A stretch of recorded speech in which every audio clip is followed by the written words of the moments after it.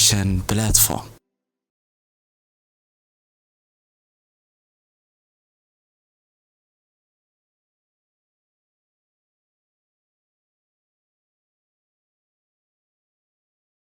الرحمن الرحيم الحمد لله رب العالمين وصلى الله على نبينا محمد وعلى آله وصحبه وسلم أجمعين. الله سبحانه وتعالى أيام هذا السكالة waa xiso kale oo ka mid ah xisooyinkeenii maadadii afka Soomaaliga fasalka saddexaad ee dugsiga sare. maanta waxaan maraynaa casharka 14aad ayaan ka bilaabaynaa. wuxuuna ku saabsan yahay mowduuc aad iyo aad u muhiim ah oo ah sida maaragtay loo curiyo ama sida loo sameeyo ama sida loo qoro sheekooyinka dhayalka ah ama sheekooyinka khiyaalka ah ee laga metelayo mujtamaca waxyaalaha ka jira ama sheeko dhaqameedka waxa la yiraahdo. marka kaas ayuu ku saabsan yahay. runtii wuxuu wataa xirfadda oo qoraalka diyaarinta sheekooyinka iyo maaragtay maqaalada.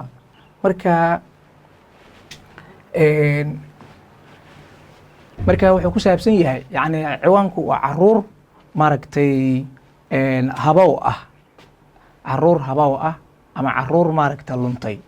kolka uu casharku dhammaado waxa uu ardaygu awood u yeelan doonaa in uu akhriyo casharka curinta sheekooyinka dhayalka ah inuu akhriyo casharka curinta sheekooyinka dhayalka ah kana warceliyo weydiimo jawaabihii laga weydiiyena uu ka warceliyo. mar labaad inuu curiyo sida sheekooyinka loo hormariyo oo loo qurxiyo ama maaragtay waaqica loogu soo dhaweeyo sida uu u baran lahaa oo curin lahaa. saddexaad inuu qoro sida jilayaasha sheekada la isugu dabarido oo loo agaasimo. jilayaasha sheekadu waa dadka xubnaha ka ah sheekada ee qof walba door uu ka leeyahay, kaalin uu ka leeyahay. wuxuu baran doonaa ardaygu marka sida loo kala hormariyo oo la isugu dabarido loo nidaamiyo. inuu garto sida dulucda sheekada loo xoojiyo oo warka looga dhigo mid soo jiidasho leh. dulucda sheekada waa nuxurka sheekada ama qaybta sheekada bartamaha ah ee ugu muhiimsan, sidii loo xoojin lahaa oo looga dhigi lahaa mid xiiso badan. inuu barto sida tuducyada sheekadu ka kooban tahay loo xoojiyo nuxurkooda. tuducyada ama jumlooyinka waaweyn ee sheekadu ay ka kooban tahay sida nuxurkooda iyo ujeedadooda loo xoojin lahaa, saasna ardayga wuu ku baranaya. ugu dambays casharkan ujeedooyinkiisa waxaa ka mid ah inuu ardayga curiyo sheeko dhayal ah sheeko maaragtay khiyaaliya inuu isagu uu sameeyo oo uu curiyo. taas ayaa maaragtay ka mid ah. waayahay marka casharkeena ayaan maaragtay sii dhexgalaynaa markaa. waayahay marka waxqabadka koowaad marka waxa aan akhrinayaa sheekada soo socota oo aan ka warcelinayaa weydiimaha la i warsaday. sheekada soo socota waxaa laga xayuubiyey macnaa laga saaray dhammaan astayntii afka iyo farwaaweynaysiintii astaamihii hadalka oo dhan oo qurxinayey oo xirfadaha maaragta qoraalka ahaa farwaaweynaysiintii waxaasoo dhan ayaa laga bixiyey. haddaba waxaa lagu yidhi ku soo celi dhammaan waxyaabaha ka maqan sheekada ayadoo sideeda ah waxaad ku soo celidaa waxyaalaha maaragtay sheekada ka maqan. sheekadii hadday bilaabane madiino oo allah subxaanahu watacaala u mahadnaqaysa. marka madiino fiiri markii ugu horreydayba xaraf maaragta weyn in laga bilaabay ahayd, ma weyn in laga bilaabo ayay ahayd. allah sidoo kale xaraf weyn in laga bilaabo ayay ahayd. marka waxyaalahaas waay waxa lagu xasuusinayaa. madiino oo allah subxaanahu watacaala u mahadnaqaysa baa xaabadeedii soo xambaaratay oo la soo guuraysay iyadoo isleh allah subxaanahu watacaala waa kaa nabadgeliyey bahalihii kaynta libaax yaale iyadoo maaragtay dee islaantan xaabay duurka ama hawdka ay u doonatay. xaabadii way soo diyaarsatay, xaabadeedii way soo qaadatay iyadoo markaa faraxsan oo isla kayntu bahalo iyo dugaag fara badan ayay maaragtay leedahay ayay leedahay ilaahay uu kaasoo nabadgeliyey iyadoo sidaas maaragtay u fikirayda ayay xaabadeedii soo qaadatay. kolkay in yar socotay marka calaamadihii dhanaa ka maqan mujadido, calaamadihii ayaa ka maqan. kolkay in yar ka socotay goobtii xaabada waxa ay dareentay socod ku lamaan socodkeeda, socod kale oo la socda socodkeedii oo qofku marka uu socdo wuu tallaabsanaya, markaa codad iyo waxyaaluu dareemaya gadaashiisa, iyo markii lasoo socdo wuxuu dareemayaa in cid kale la socoto oo socodkiisa cid kale oo ku lamaansan oo jilaydah inay jirto ayuu fahmaya. marka waxay dareentay in socod kale ku lamaanan yahay socodkeeda oo jaldhaf leh. jaldhaftu waa codka oo socodka ama jaqaf waxaa rabta dheh.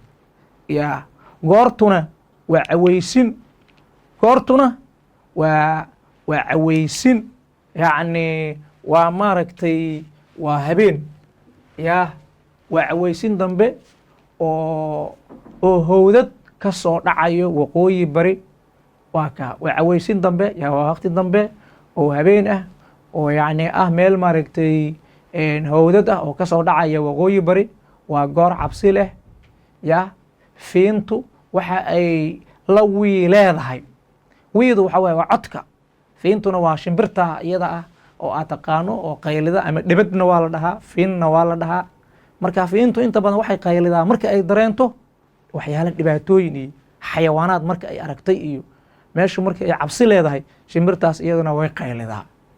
fiintuna waxa ay la leedahay cidda maaragtay libaaxyada ee ay maqlayso Madiino. marka cida libaaxyada ayay shimbirtuna ay iyaduna la leedahay oo ay la qaylineen. meeshaas joogsi in laga dhigay ahayd. Madiino way istaagtay si ay u dhegaysato shanqarta raad guraysa. shanqarta daba socota si ay u dhegaysato ayay istaagtay. laakiin meeshaas hakad in la geliyey ahayd, laakiin takoor, laakiin waxba way maqli weyday. waa raxan libaaxyo ah oo doonaya inay caawa Madiino ku casheeyaan. waaba koox libaaxyo ah. raxanta waxaa la dhahaa libaaxyada markay isla socdaan ama wixii group oo isla socdaba raxanna waa la dhahaa, laakiin libaaxyada iyo ayaa loo isticmaalaa badana. waa raxan libaaxyaa oo doonaya inay caawo ay Madiina ay ku casheeyaan. joogsi inta meeshaasna waa joogsiyaa. Madiina way taabacday, yacni way sii waday iyadoo xaabadeedii sidata, way degdegto horey usii socotay si ay uga fakato xayawaanka raad guraya, xayawaanka raadkeeda socda. raxantii libaaxyada ahayd waxa ay u bareereen inay Madiino toos u weeraraan si aanay uga fakan oo tuulada uga gelin. toos inay u weeraraan ayay go'aansadeen. way soo weerareen si aysan uga tuulada u dhex gelin oo aysan uga badbaadin. meeshaasna joogsi waayo iyadana. Madiino kolkii ay aragtay libaaxyada weerarka ku haya bay xaabadii tuurtay oo geed yucub ah kortay. kartay maaha, kortay waaya. oo geed yucub ah ayay kortay oo laanta ugu sarraysa ku fadhiisatay. sidaas ayay samayday. halkaasna waa joogsi. libaaxyadii oo gurxamaya, riimaya, cabaadaya baa habeenkii oo dhan geedka hoostiisa fadhiyey, iyaga oo sugayey inay maaragtay inay Madiino ay lulmooto oo soo dhacdo si ay ugu casheeyaan Madiino. waxay sugayeen libaaxyadu habeenkii oo idil inay lulmooto, yani inay hurdooto oo geedka ay ka soo dhacdo oo markaa ay cunaan. saas ayay sugayeen. meeshaasna waa joogsi halkaasna. Madiino oo laantii maaragtay kuudada baa waagii u baryay. kuudadka waxaa la yidhaha qofku markuu meel fadhiyo ee uu urursan yahay, jirkiisa uu urursan yahay, meel uu ku dhegan yahay, cabsi iyo wax uu dareemayo ayaa kuudadka la dhahaa. marka Madiino oo laantii kuudada baa waagii u baryay. goortii qoraxdii diirisay ay kululaysay bay libaaxyadii ka huleeleen, yacni isaga tageen. halkaasna hakad waaye. iyaga oo maaragtay qadoodi ah, qadoodi, yani iyagoo baahan oo xal aan wax cunin oo gaajo ay haydo ayay meesha isaga tageen. halkaasna hakad kale waaya. kolkii libaaxyadii muddo sii maqnaayeen oo ay hubsatay inay mirqeen bay Madiina geedkii ka soo degtay. yaa inta hakad waa halkaa, inta ay xaabadeedii soo urursatay bay tuuladii dhankeeda u dhaqaaqday. dhinacii tuulada ayay aaday. markaa waxqabadka labaad fiiri, waxaan akhrinayaa furdaaminta soo socota oo aan soo dhirinayaa furfuristeedii. sheekada iyada ahayd ee mar walba meesha lagu soo dari jiray, maaragtay casharka yacni maskaxda iyo ahayd waaye. taas waa taqaaniin. haye waxaan gelaynaa marka hadda casharka nuxurkiisii ayaan toos aan u dhex gelaynaa. sheekadii marka dhayalka ahayd ayaan hadda bilaabaynaa. marka si wanaagsan ugu fiirso. curinta sheekooyinka dhayalka ah waa qoraal u baahan karti iyo u heelanaan xooggan. marka sheeko la qoraayo, sheekadu ay tahay sheeko khiyaaliya, macnaha sheeko aan dhicin laakiin wax la matalaayo ah, waxay u baahan tahay karti, u heelanaan, yacni qofka inuu u firfircoon yahay oo xiise oo u qabo. kolka sheeko la curinayo waa in la helo waxyaalaha ay ka midka yihiin: kow, jile ama jilayaal, ugu yaraan hal qof oo jile ah ama dad sheekada jilaya. sheeko kasta waxay u baahan tahay cid jilaysa waxa ay ka hadlayso.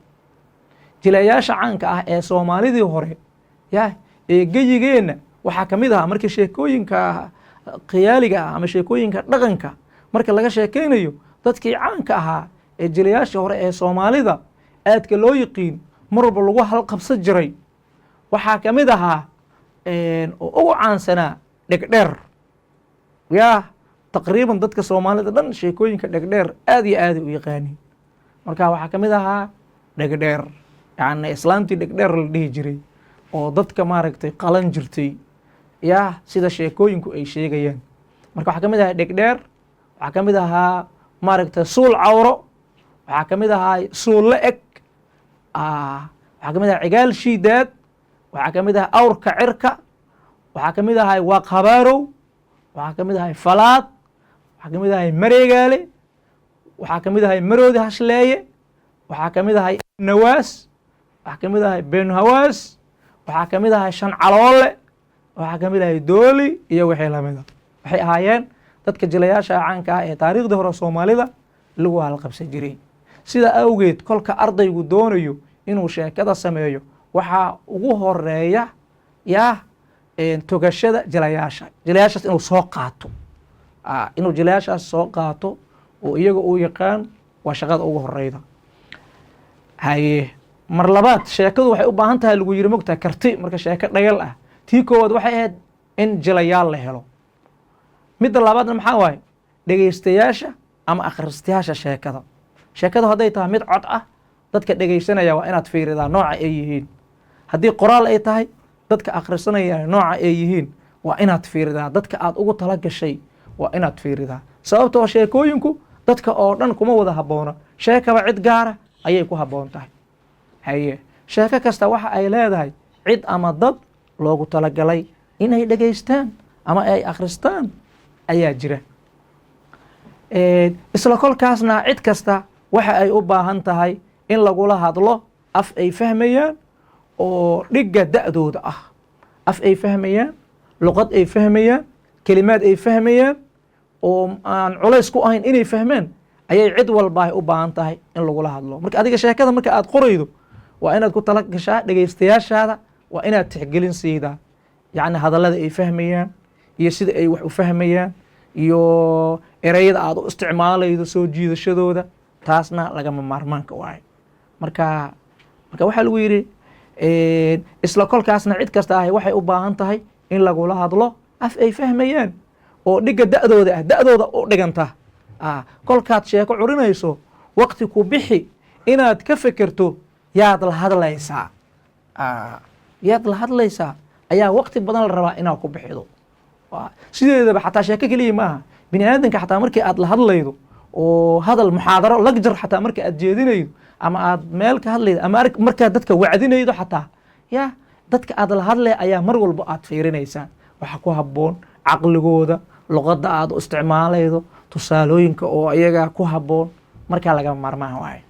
haye midda saddexaad afka qoraalkiisu waxa uu leeyahay kayfaf badan oo qoraaga ka dhigi kara qoraaga maaragtay ka dhigi kara kayfaf loo baahan yahay in aad qoraalkaaga ka ilaaliso oo badan ayaa jira. waa inaad hubido in marka intaanu ay lagama maarmaan yihiin. yacni sheekadu waxay yeelan kartaa maadaama ay tahay wax la qoraayo, wax oo aalaad iyo qalab loo isticmaalayo, wax bini aadan uu qabanayo, khaladaad badan oo xaggii luqadda ama qoraalka ah ama habka ay u dubaridan tahay ayaa dhici karta. marka sheeko marka aad qoraydo kuwan ayaa la rabaa inaad ilaalido si sheekadaadu aynan ceebo u yeelan. kow, sheekadu maamuus ma leedahay? marka kow horta taasaad fiirinay. sheekadu maamuuska waxaa laga wadaa ciwaan. sheekadu ma leedahay ciwaan iyo maaragtay magac ay ku socoto? hadda annaga casharkeena soo ciwaan ma lahayn. muxuu ahaa ciwaankiisu? caruur habawday.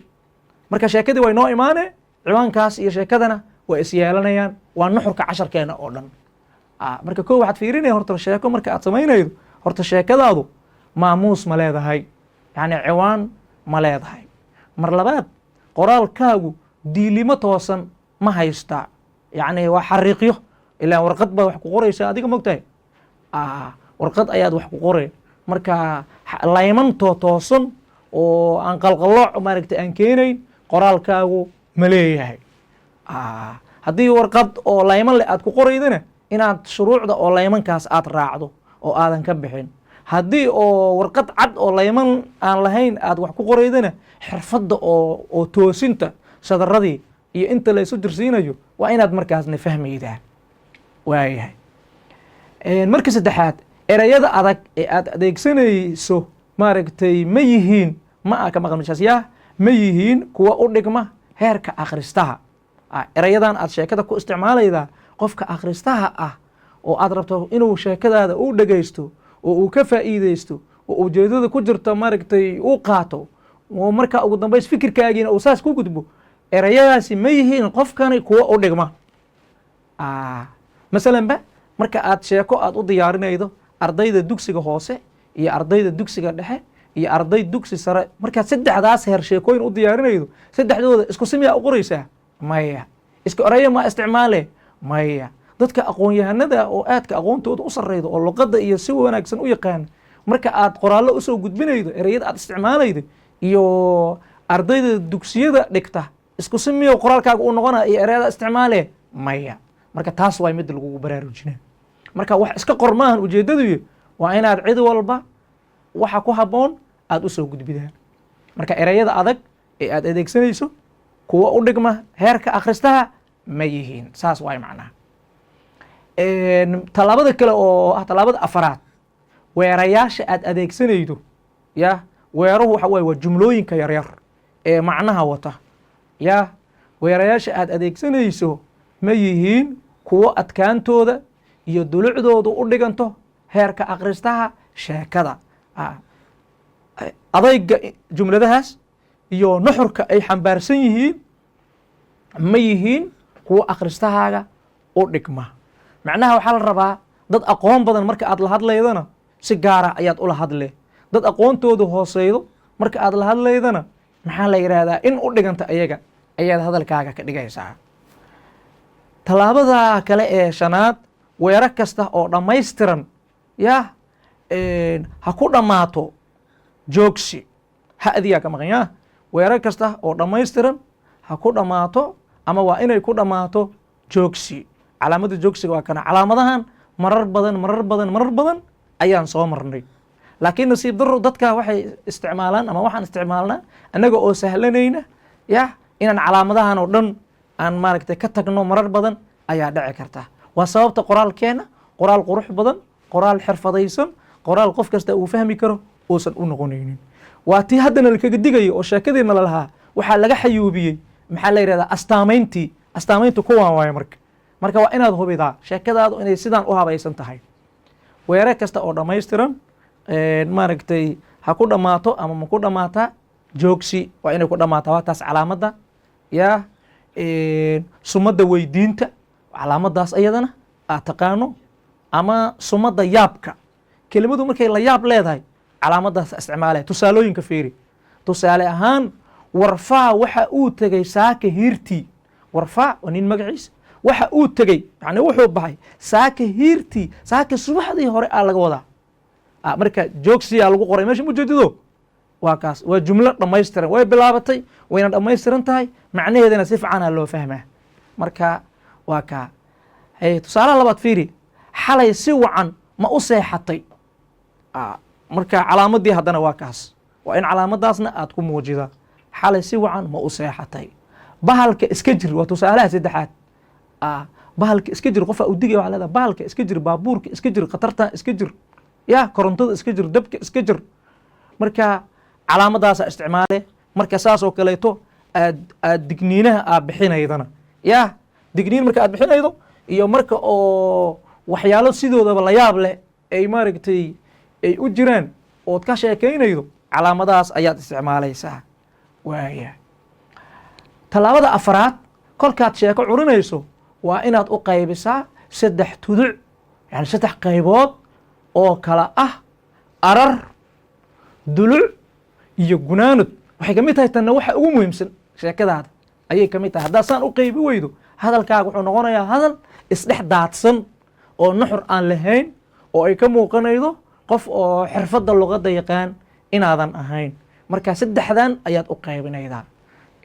dhinac kale waxaa la rabaa qoraalka keliya maahaya, xataa dadka caadiga marka aad la hadlaydo oo hadal aad jeedinaydo 3dan inaad u qaybido waad awoodaa. marka hore hordhac yar inaad sheegto waxa aad ka hadlaydo, mar labaadna ujeeddada iyo wixii nuxurkii meesha aad laysugu yimid oo dadka ka dhaadhicinaydo waa inaad sheegtaa. ugu dambaysna hadalkaagii hore oo dhan, labadii qayboodoo hore oo gebageba ah oo hadal yaroo koobana waa inaad dadka ku macasalaamayda. marka qoraalka marka ay tahay ayaa aad ay u muuqataa. waa kana marka arar, duluc iyo gunaanad. arartu maxaa waaye? arartu waa hordhaca. arartu waxa ay ka hadashaa goorta sheekadu dhacday, meesha ay ka dhacday iyo cidda sheekadu ka hadlayso. tusaale ahaan ayadoo arar la samaynayo waa kanaa, beri baa waxaa jiray goor cawo daran ah in wiil iyo gabar walaalo ah ay ku ambadeen meel kayn ah oo cid la ciirsila ah. bes intaas marka tusaale lagaaga dhigay. haye waa laguu sii fasiraa, ani igama baahna fasiraad. erayada beri baa waxaa jiray goor maaragtay cawo daran ah waxa ay ka hadlayaa goorta sheekadu dhacday. erayada maaragtay in wiil iyo gabar walaalo ah waxa ay ka hadlayaan ayaduna cidda sheekadu ku socoto ee laga hadlayo.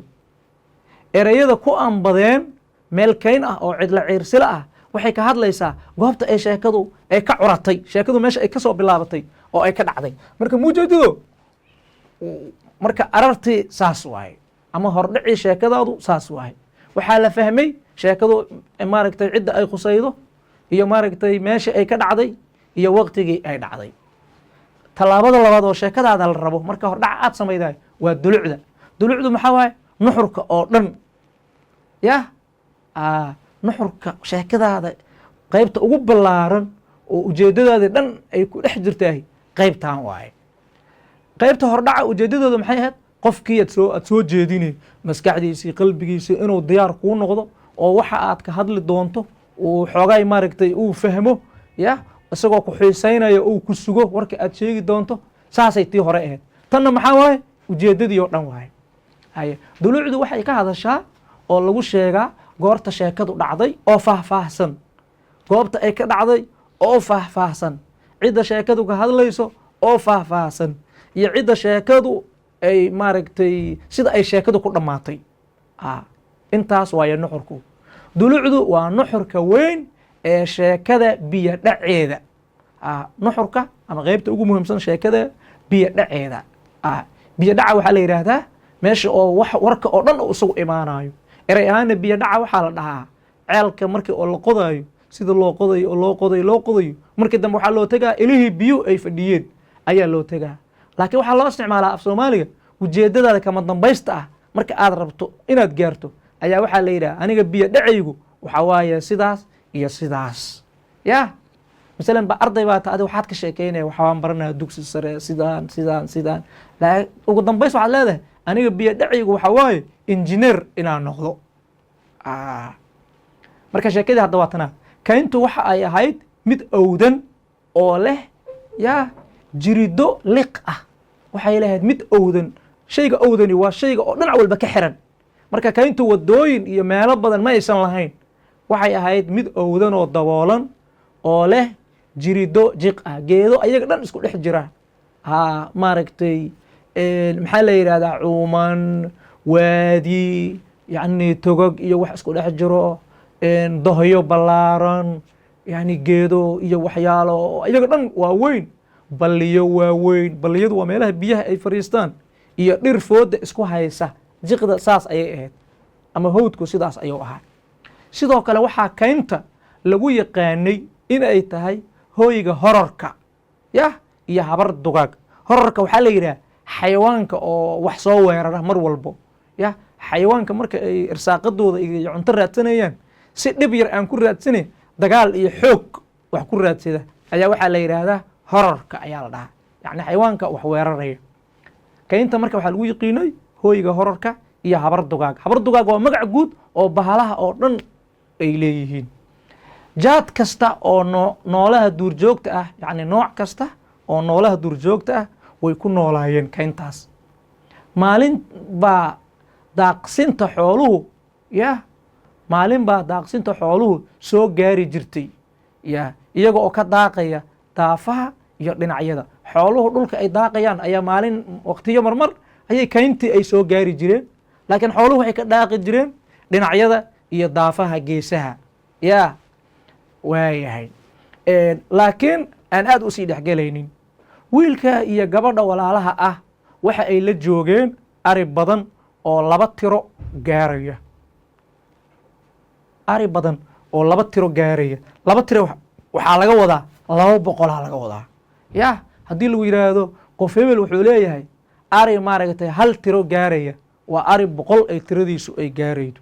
2 tiro waa 200. 3 tiro haddii lagu dhaho 5 tiro saas waaye. halkii tiraba af soomaaliga waxaa loo isticmaalaa marka xoolaha laga hadlaayo 1 tiro, 2 tiro, 3 tiro, 100 waaye waxaas oo dhan. waaya, marka waxay la joogeen ari oo 2 tiro gaaraya. maalintii waxa ay hore u galeen kaynta dhexdeeda. awal daafaha kayntan laga daaqi jiray, kayntii ayay maaragtay ayay dhexda ay u galeen. waa kaa waayahay, laakiin kolkay galab dheer ahayd bay arigii u soo jeediyeen dhankii gurigu ka jiray. galab dheer waxaa la yidhaahdaa intii qoraxdu aysan dhici rabin, markii 9 saac iyo 10 saac iyo meelahaas galab dheer la dhahaa. waxaa loo isticmaalaa galabtii gelinka dambe galab dheer iyo galab gaaban. galab gaabanna waa markii qoraxdu ay dhici rabto. marka waxay sameeyeen galab dheer iyadoo ah ayay arigii u soo jiheeyeen oo u soo jeediyeen dhinacii guriga uu ka jiray. iyaguna waxay iska ciyaarayeen ariga gadaashiisa dambe ee kaynta xigta ayay labadooda iska sii ciyaarayeen. waxay rabaan ariguna inuu socdo oo dhinacii guriga u aado, iyagana ay soo daba raacaan marka, laakiin xoogaa yar way iska ciyaarayeen. sidii ayay ciyaartii ugu foognaayeen maxaa waay ugu mashquulsanaayeen. kelimada foognaantu waxa waaye mashquulsanaan. maanta oo dhan waxaan ku foognaay inaan casharo diyaariyo. hadduu qofka ku dhaho cashar diyaarin ayaan ku mashquulsanaay waay. sidii ay ciyaartii ugu foognaayeen baa arigii iska caraabay. arigii wuxuu aaday dhinacii gurigii ayuu aaday. caraabada waxaa la dhahaa socodka oo galabtii ah.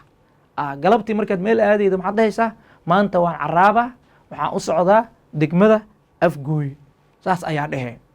haye, subaxdii marka ay tahana waxaa la dhahaa jarmaado.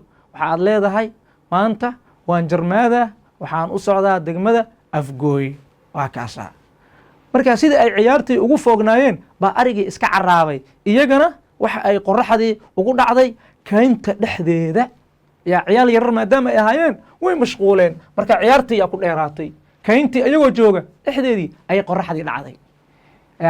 intay maaragtay hambabareen bay xaggii kaynta usii carareen. hambabarka waxaa la yidhaha qofka isagoo aan maaragtay diyaar ahayn marka shay khatar ah uu la kulmo, marka uu isku dhex yaaco oo uu cabsado, oo markaa ayba dhici karto qalad kale inuu sii galo. oo dhinacii khatarta ama cadowga uu ka jiray inuu usii cararo ayaa dhici karta. marka hambaberidda kaasaa la dhahaa, ama hambabiirsi na Soomaaliga waa la dhahaa. yacni qof aan wax hubin oo wax isaga qaldan yihiin oo wax iska samaynaya waay. intay hambabereen bay xaggii kaynta usii carareen iyagoo aan hubsan yani beyniga ay u jeedaan. beynigu waa dhinaca erayada adag dhan calaamadaystaya, iyagoo aan hubsan beyniga ay u jeedaan. kolkii ay muddo ordaayeen bay garteen inay ambadeen oo soo lumeen oo istaageen si ay isu saxaan. marka aad dareento inaad waddadii ka luntay, inaad maaragtay qalad gashay, waa la isdejiyaa sooma. markaasaa la fikiraa inteen joogaa, cadowga halkuu iga jiraa, xaggee maaragtay badbaado iigu dhow. markaa saas ayay sameeyeen. goortu waa habeen oo habar dugaag oo dhan godadka ka soo baxayo. habar dugaag bahalihii oo dhan godadkii iyo meelihii ay isku qarinayeen maalintii way ka soo baxayaan. gudcurkuna waa uu sii kordhaya. gudcurkuna waa mugdiga. fiintuna waxa ay u yeeraysaa si naxdin leh. fiintuna waa shimbirtii ka digayday khataraha maaragtay marka ay jiraan. shimbirta la dhaho fiinta ama maaragtay dhibadda mar walbo khatar ay dareento waa ay qaylidaa. Soomaalida aad iyo aad ayay u yaqaanaan.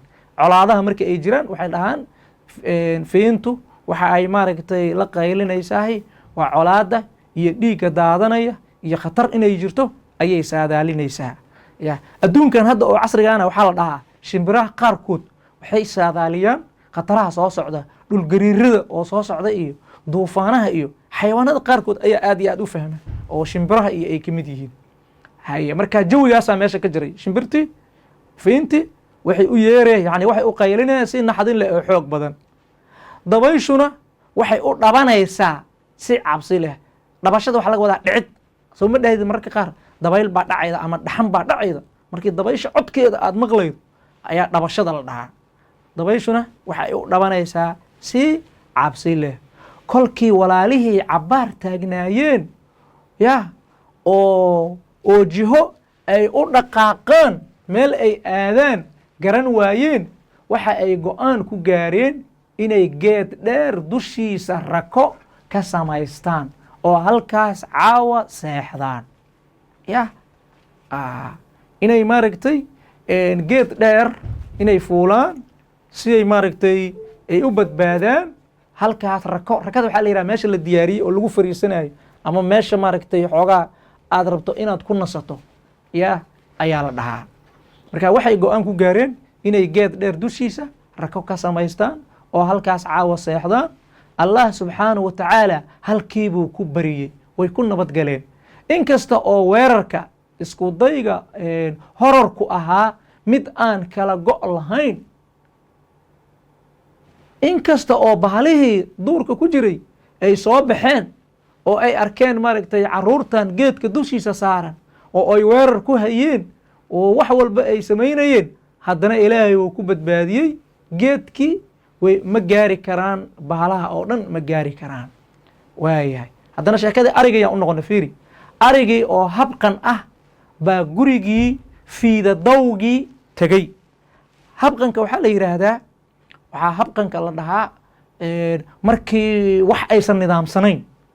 masalan ba ciidanka oo kale ama askarta markay dagaal galaan ee la soo jebiyo, kooxba mar ay soo cararto ay isdaba socdaan, 5 way isla socdaan, 10 way isla socdaan, mid keligiis ayuu socdaa, yacni ma nidaamsana, ayaa waxaa la yidhaahdaa habqan.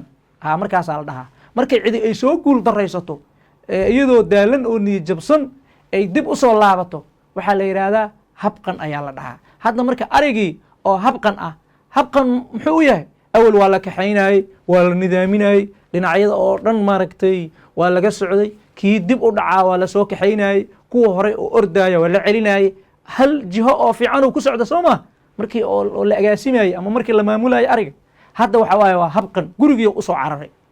arigii oo habqan ah baa gurigii fiidadawgii tegey. fiidadawgana waxaa laga wadaa habeenkii markii ay xoogaa mugdi noqoto, laakiin waqti dhexe aan la gaarin. reerkii marka way yaabeen kolkii ay caruurtii waayeen, kadibna waxa ay bilaabeen baafin iyo inay weydiiyaan reeraha ay isku daaqsinta yihiin, dadka ay isla degan yihiin. sidoo kale waxaa rag loo diray dhanka kaynta raggii ayaa loo diray. haweenkii iyo caruurtiina waxa ay naxdin iyo baroor la tuban yihiin ardaayada guryaha. haweenka iyo caruurtii yani murugo iyo naxdin ayay waxay la taagan yihiin, waxay la tuban yihiin, waxay la taagan yihiin ardaayada guryaha hortooda. goortii waagii baryey oo ay barqo dheer tahay, qoraxdii ay soo dheeraatay, bay walaalihii lumay garteen beyniga reerkoodii ka xigo, dhinaca reerkoodii ka xigo, iyaga oo rakadoodii fuushan. aayar iyo tartiib bay u soo degeen oo big ku yiraahdeen, bigtu maxaa waay degdeg, oo big ay ku yiraahdeen meeshii reerkoodii ka xigay ayay ku carareen oo ku ordeen. barqadii waxaa guryihii isugu yimid markaa caruurtii diif badan ay ka muuqato iyo raacdadii oo faramaran. dadkii wax raadiyey, ayaga raadiyey oo aan waxba soo helin oo soo hungoobay, iyo caruurtii oo imaaday laakiin diif ay ka muuqato, ayaa guryihii reerihii isagu imaaday. halkaas oo aad loogu farxay caruurta fayow ee allah subxaanahu wa tacaala soo nabad celiyay. dadkii ee aad iyo aad ay ugu farxeen. waayaa mahadsantihiin. maanta casharkeenna intaas maaragtay ayuu ku eg yahay. marka waan sii wadan doonaa insha allah, laakiin si aanu idinkugu dheeraanin intaas ayaan ku samaynaa. oo mahadsantihiin.